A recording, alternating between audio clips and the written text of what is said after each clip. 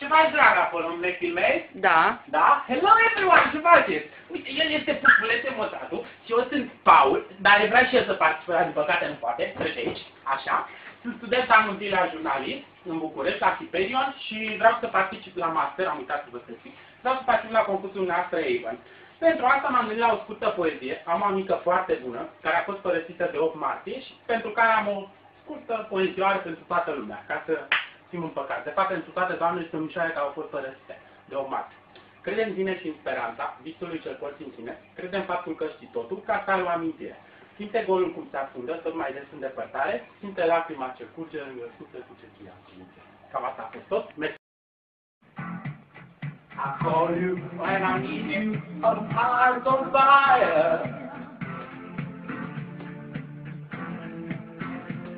You come to me wild and wild.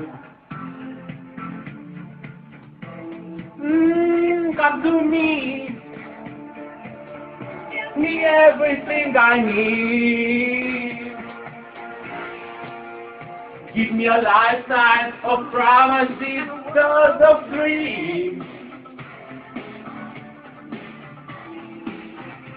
With a language and a fire, know what I mean.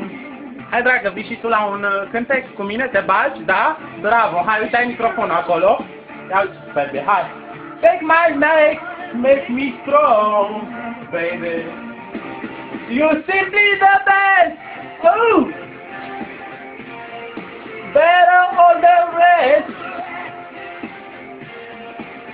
I don't want you anyone. Te-ai praf.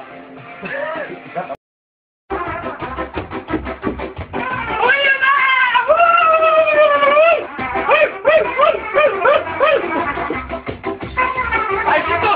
Hai, să facem o horă! Hop-ia! Hop-ia!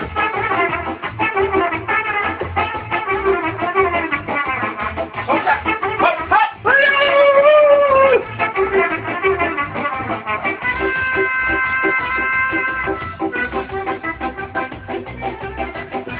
N-am de cine să vă țip! Te-am să țip!